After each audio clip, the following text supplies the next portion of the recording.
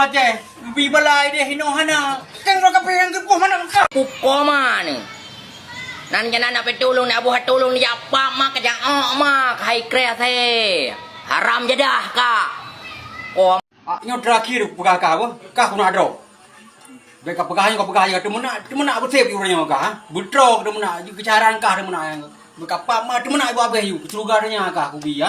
Nyo ka ku cok lambakah ku apa ma ku pluma. Nyo tuan ni. Ha? Nyanyi kabeh nyo urung ka kirim ka kuna adro.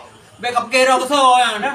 Temuna urang yu jak ku bi poin ka ya. Ka tiga minggu tu ku timpo ka putoh dah ku. Ku plah lah mude wat keno ku po ka yu temu. Ka plung ini pluma ke. Beka yang ku so ga mana. Kalau bangsa Aceh hega kada pun nak kapung deh. Kena hang kawa koma ke ate ibu apa deh ka. Empat lawan ha. Yang aku sedar tu. Beka pakai so yo. Ba, ni kadi ku pingal ka. Tu nak pedro you. Bi poin ka yo. Tu nak you. Dia ba, ka suka dia. Ngamba ibadi tinggal kan. Ka suka dia bali ba. Tu pingal ka. Bali ka. Ung hawa pajau jidan ba. Yang yang suka dia ka yo kabeh ka. Toh aku ka. Kau kali ka ba. Kali. Ikai ka yang gawe we di bodi urut tu na. Ku kirim itu aku draw. Anjir ke balik ka han. Ha relah Islam ka ha. Yang kuba foto ka belum apa ma ka nyanyi cok ka cok ma ke. Ko ma ke ikre pale. Ka relah Islam pa apa bahasa ka no. Pak ma ke.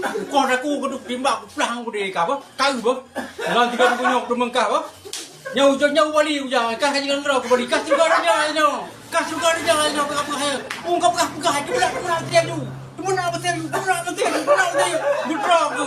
Kasih karinya yo. Toh aku. Kayak apa mak kamu dia aku dah apa?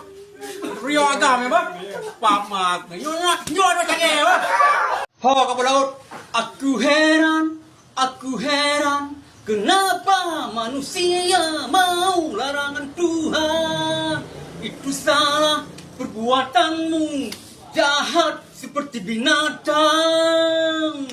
Kau yang salah, aku yang kencang. Aku heran, kau kurang ajar.